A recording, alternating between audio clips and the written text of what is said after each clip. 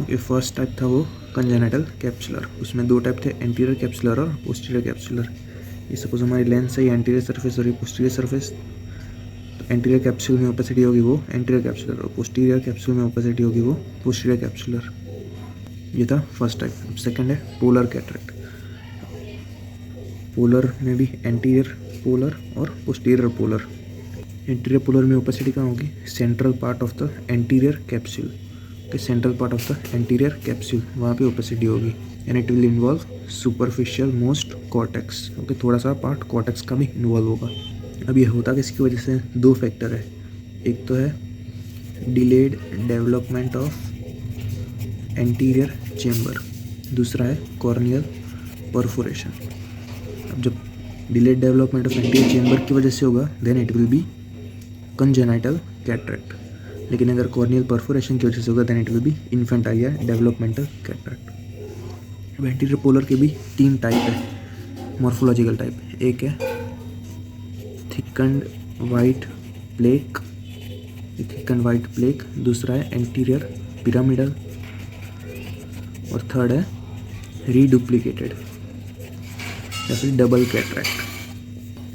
Thin white plaque में central opacity होती है, सर्कुलर ओपेसिटी होती है राउंड, इसलिए thick white plaque. Anterior pyramid में पिरामिडल शेप्ड ट्रायंगुलर ओपेसिटी होती है, और जो अपेक्स होता है it is towards the cornea के बाहर की तरफ, ऐसी ओपेसिटी होगी एंटीरियर पिरामिडल में। अब रीडुप्लीकेटेड या डबल कैटरेक्ट में क्या होता है?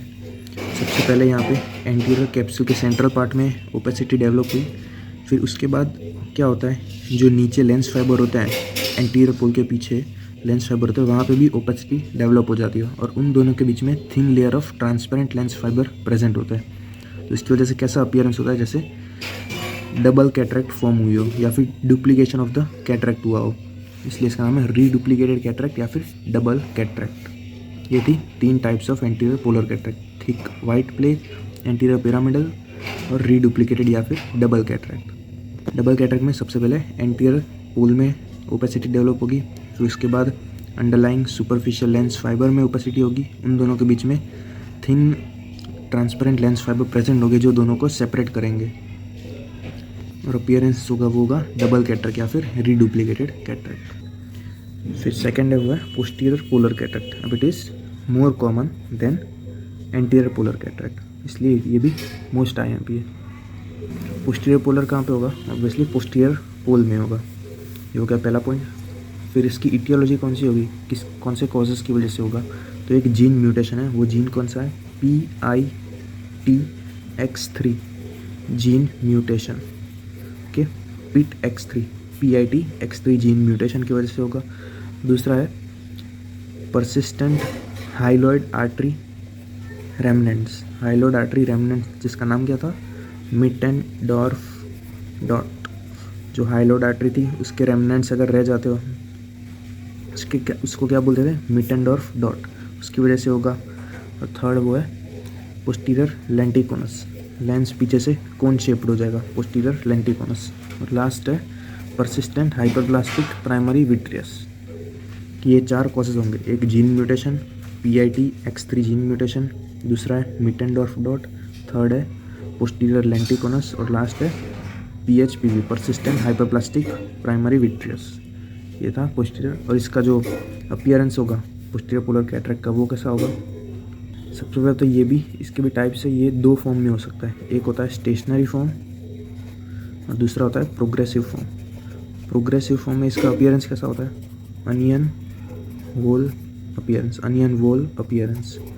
अनियन को जब बीच में से काटते हैं तो कैसा अपीयरेंस होता है? ऐसे राउंड राउंड अपीयरेंस होता है, इस टाइप का अपीयरेंस होगा in the progressive form of posterior polar cataract.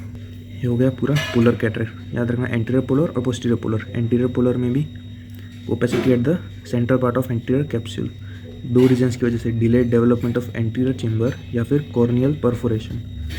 इसके तीन टाइप्स, थिक वाइट प्लेक जिसमें राउंड ओपेसिटी बनती है, एंटीरियर पिरामिडल जिसमें ट्रायंगुलर ओपेसिटी, और रीडुप्लीकेटेड या डबल कैटरेक्ट।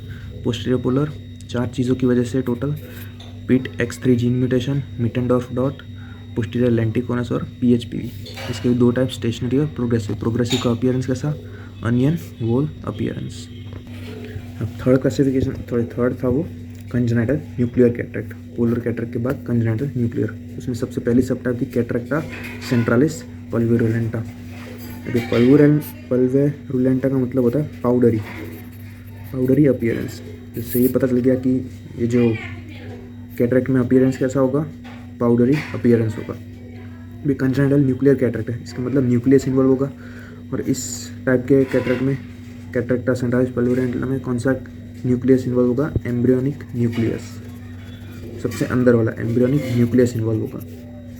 प्लस ये एक जेनेटिक कंडीशन की वजह से होगा, तो इसका जो ट्रेट होगा वो भी dominant genetic trait.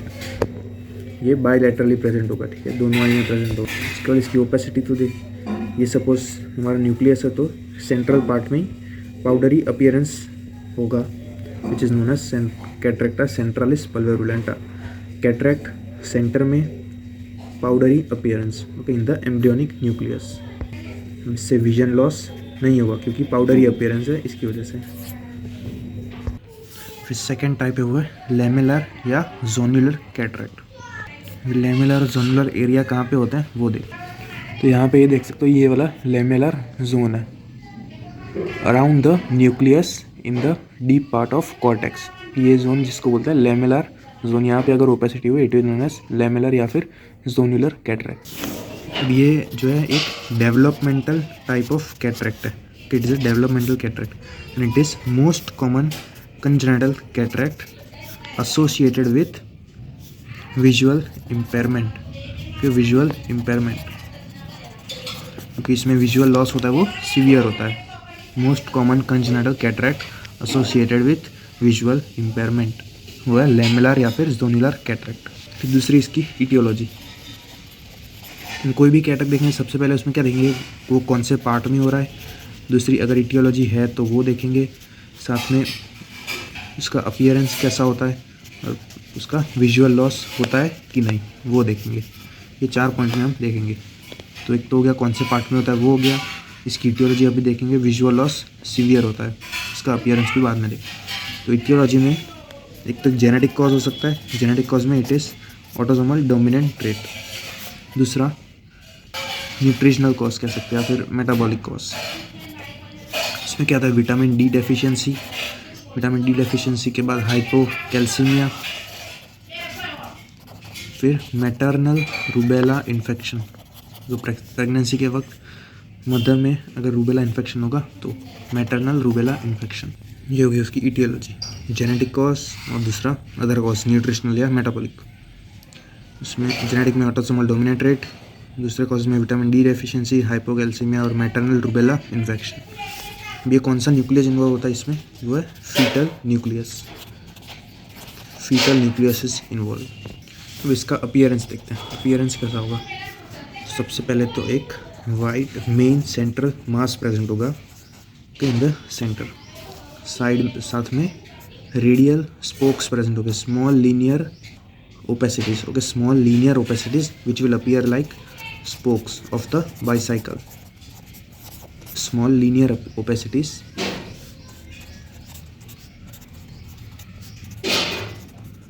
plus there will be main central mass या main central opacity।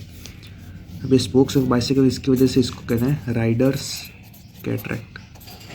Riders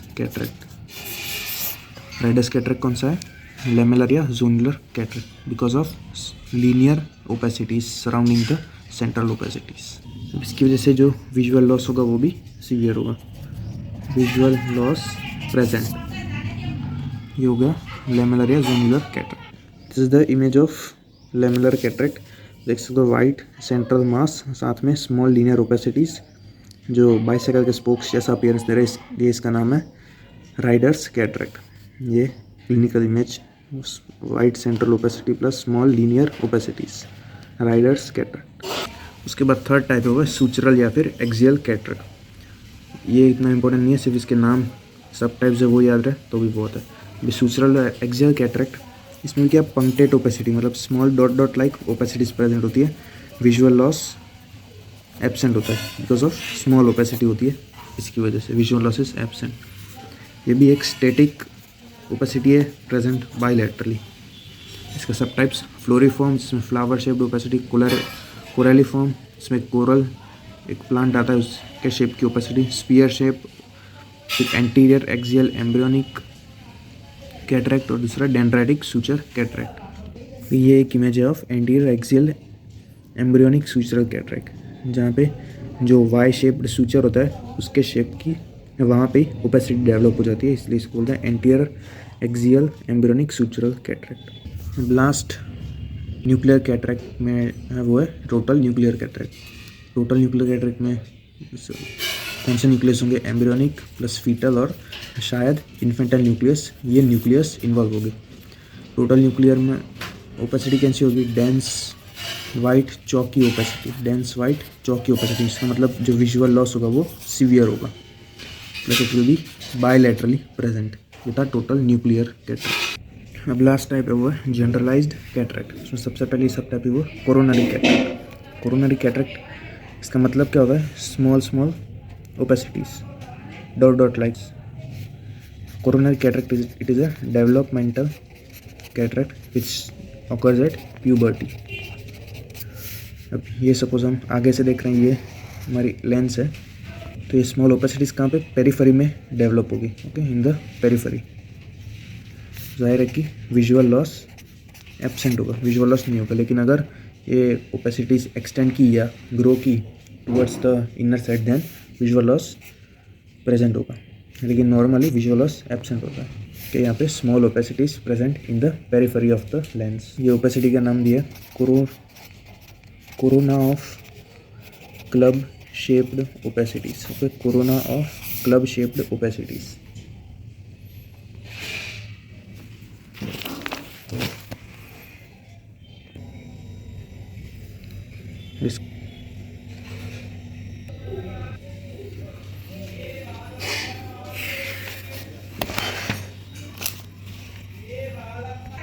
second type है वो है ब्लू डॉट कैटरेक्ट।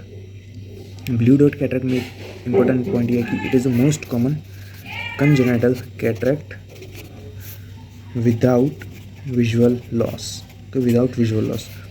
ऐसे ही most common congenital cataract with visual loss कौन सा था? लेमेलर या जोन्युलर कैटरेक्ट, जिसमें वो राइडर्स कैटरेक्ट भी बोलते थे उसको, वो था most common congenital cataract with visual loss. लेकिन विदाउट विजुअल लॉस वो है ब्लू डॉट कैटरेक्ट, क्योंकि इसमें भी पंक्टेड ओपेसिटीज फॉर्म होती है, small dot dot like opacities.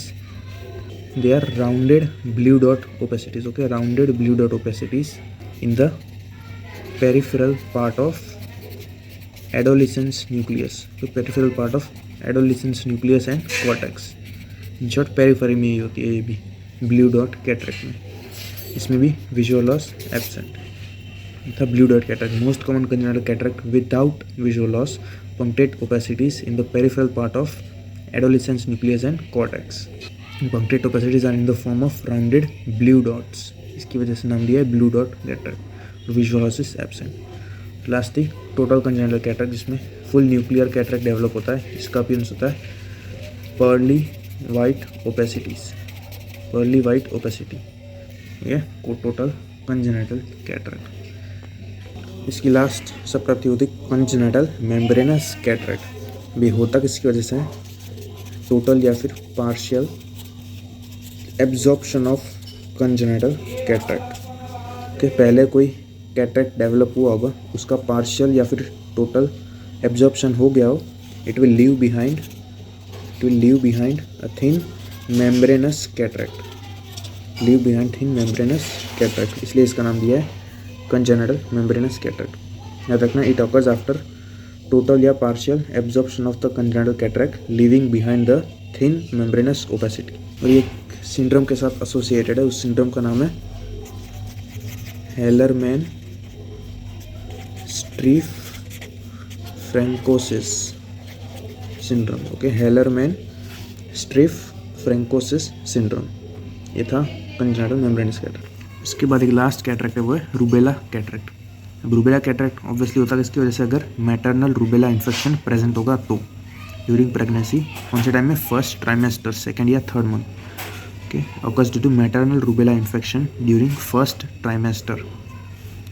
अब इसमें जो चाइल्ड बॉर्न होगा वो उसमें पर्ली वाइट न्यूक्लियर कैटरेक्ट होगा, पर्ली वाइट ओपेसिटी होगी and it will be of progressive type. अभी ओपेसिटी डेवलप हुई और ये प्रोग्रेसिव टाइप है तो लेंस क्या होगा, सॉफ्ट हो जाएगा और इट में लिक्विफाई। अगर लिक्विफाई हो गया then it is known as congenital morgagnian cataract. याद रखना, कंजेनिटल मॉर्गेग्नियन कैटरेक्ट अगर लेंस लिक्विफाई हुआ तो following rubella infection, maternal rubella infection in rubella cataract, congenital morgagnian cataract. दूसरा है कि it may harbour virus for 2 years, 2 साल तक वायरस रह सकता है in the body. It is prevented by vaccination of the mother. Okay, since rubella vaccine is toxic to the foetus, तो इसीलिए जो वैक्सीन हम जब देनी होती है तो कब देते हैं, 3 months before pregnancy. It is prevented by administered 3 months before pregnancy. ये था रूबेला कैटरेक्ट। इसमें याद रखना अगर लेंस लिक्विफाई हुआ it is known as congenital morgagnian cataract. फिर देखते हैं रूबेला सिंड्रोम। रूबेला सिंड्रोम में ऑक्यूलर डिफेक्ट होता है, ईयर डिफेक्ट होता है और हार्ट डिफेक्ट होता है, आई, ईयर और हार्ट। ऑक्यूलर डिफेक्ट में ये सारी कंडीशंस होती है, cloudy cornea, microphthalmos, chorioretinopathy, congenital nuclear cataract, glaucoma, poorly dilating pupil, ये सब ऑक्यूलर डिफेक्ट। फिर ईयर डिफेक्ट में deafness because of destruction of organ of Corti, deafness due to destruction of organ of Corti. Heart defect में patent ductus arteriosus, pulmonary stenosis और ventricular septal defect. छोड़िए तक आँख, कान और दिल यहाँ पे डिफेक्ट होता है, बाकी ये सारी कंडीशन होगी। ये था रूबेला सिंड्रोम।